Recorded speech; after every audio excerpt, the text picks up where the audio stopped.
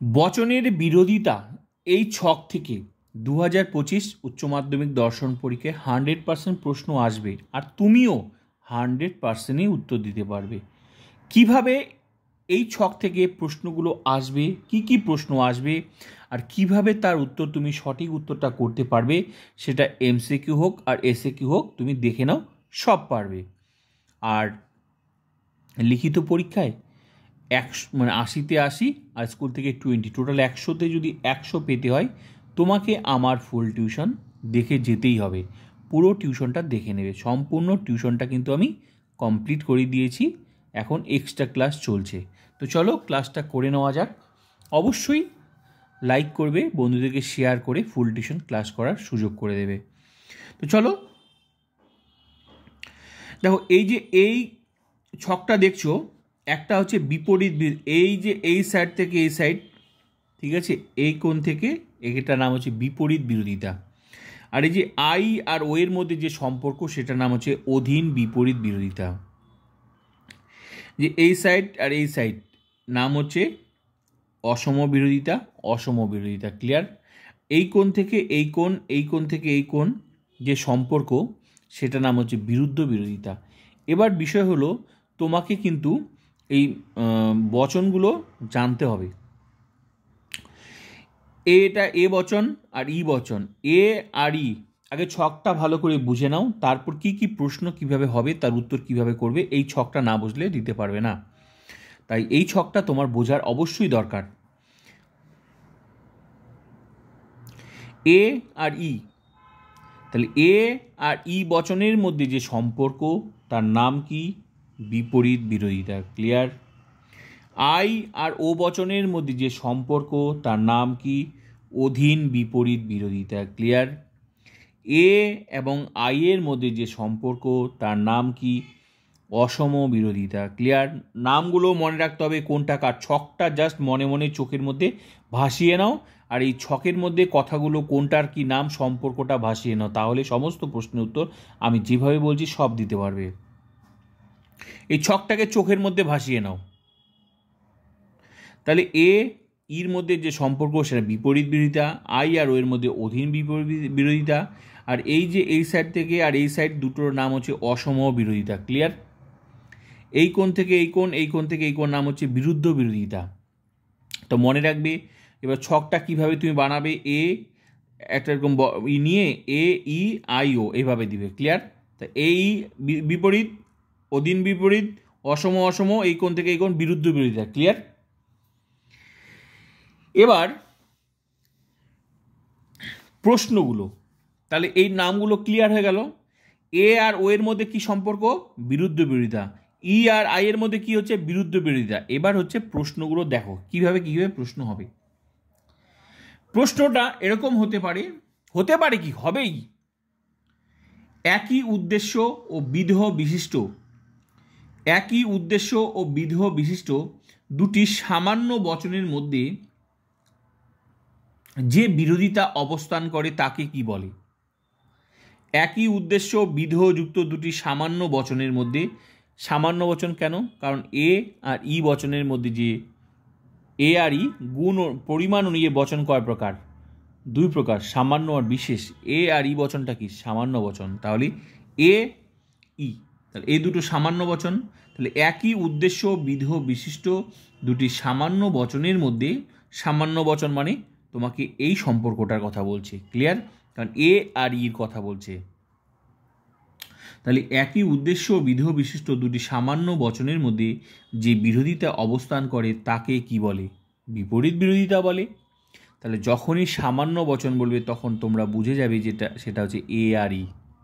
তাহলে তোমাকে সামান্য বচন কি সেটাও জানতে হবে, বিশেষ বচন কি মানে আই আর ও।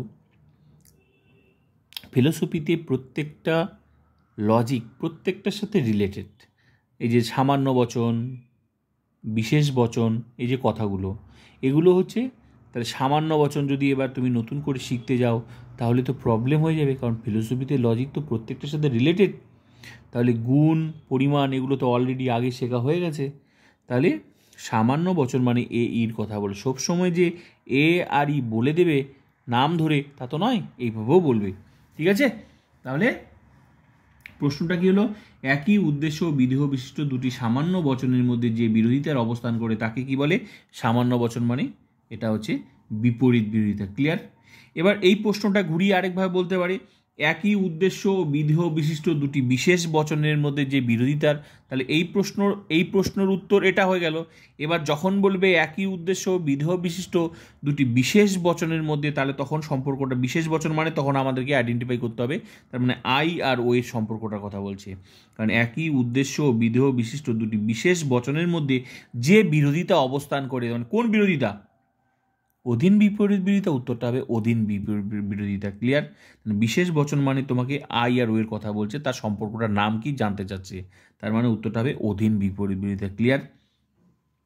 এবার প্রশ্ন, একই উদ্দেশ্য ও বিধেয় বিশিষ্ট ড্যাশ বচনের মধ্যে, দেখো প্রশ্ন কিভাবে ঘুরিয়ে আসতে পারে।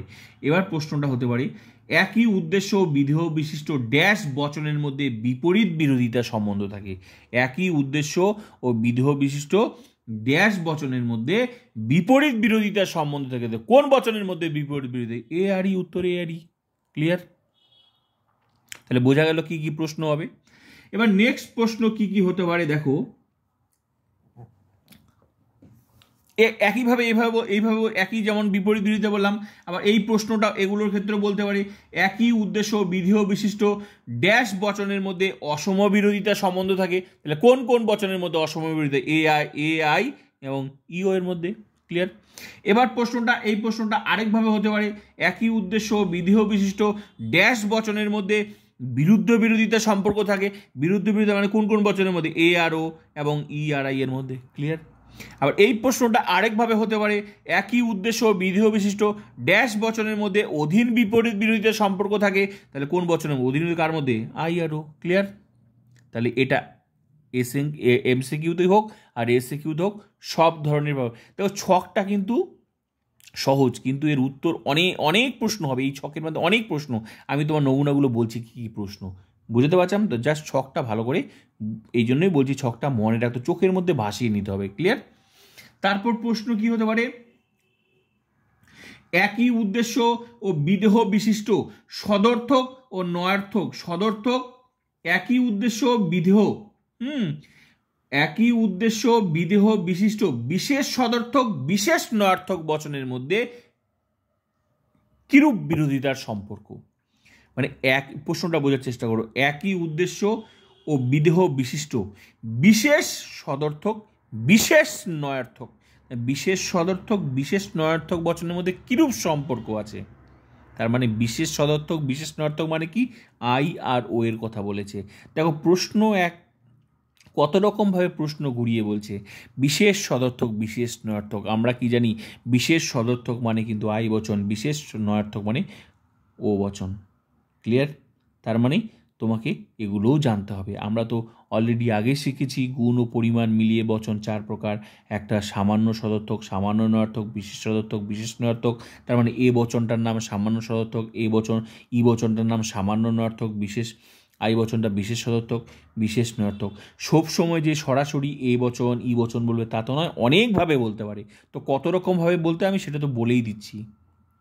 তাহলে বিশেষ সদর্থক মানে ঘুরিয়ে বলছে প্রশ্নটা, একই উদ্দেশ্য বিধেয় বিশিষ্ট বিশেষ সদর্থক বিশেষ নয়ার্থক বচনের মধ্যে কিরূপ বিরোধিতার সম্পর্ক। তার মানে আই আর ও এর কথা বলেছে, তাহলে কিরূপ সম্পর্ক আছে? অধীন বিপরীত বিরোধিতা। এবার এই প্রশ্নটা আবার অন্যভাবে বলতে পারে, একই উদ্দেশ্য বিধেয় বিশিষ্ট সামান্য সদর্থক সামান্য নয়ার্থক বচনের মধ্যে কিরূপ সম্পর্ক রয়েছে। তার মানে সামান্য সদর্থক মানে সামান্য নয়ার্থক মানে এ আর ইর কথা বলছে, তার কিরূপ সম্পর্ক রয়েছে? বিপরীত বিরোধিতা। বুঝতে পারলাম? এবার প্রশ্নটা হতে পারে, অসম বিরোধিতা হয় ড্যাশ কার কার বচনের মধ্যে? অসম বিরোধিতা কার কার বচনের মধ্যে? এ এবং আই, ই এবং ও এর মধ্যে। ক্লিয়ার?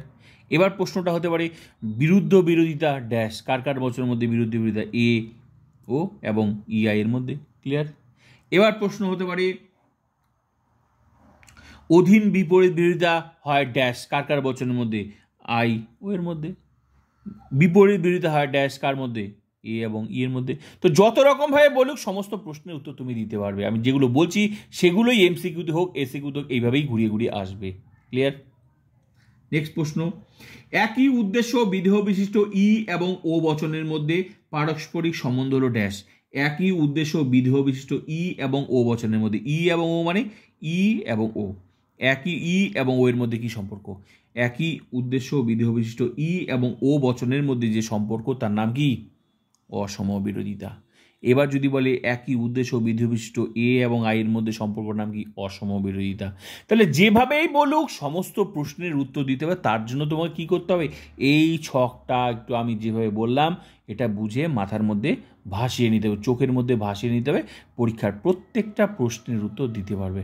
আশা করি নমুনাগুলো বললাম কিভাবে সলভ করবে, জাস্ট এই। তাহলে এই ক্লাসে যেগুলো বললাম সেভাবে আসবে। এবার বাকি ফুল টিউশনটা অধ্যায় ধরে দেখে নাও। এটা হচ্ছে বচনের বিরোধিতার ছক। ক্লিয়ার? ওখান থেকে আরও কি কি প্রশ্ন আসবে, কিভাবে প্র্যাকটিস করিয়েছি, মেইন টিউশনটা দেখে নাও। তোমার যদি লক্ষ্য 100তে 100 থাকে তাহলে আমার চ্যানেলের ফুল টিউশন তোমাকে ক্লাস করতেই হবে। এখানে কোনো টিউশন পাত্তা পায় না এই টিউশনের কাছে। মিলিয়ে নাও, ফুল টিউশন ভিজিট করে অধ্যায় ধরে দেখে নাও। 100% রেজাল্ট গ্যারেন্টি। সম্পূর্ণ টিউশন কমপ্লিট। এখন যা হচ্ছে সব এক্সট্রা ক্লাস। তো প্লিজ শেয়ার বন্ধুদেরকে যাদের যাদের ফুল টিউশন দরকার।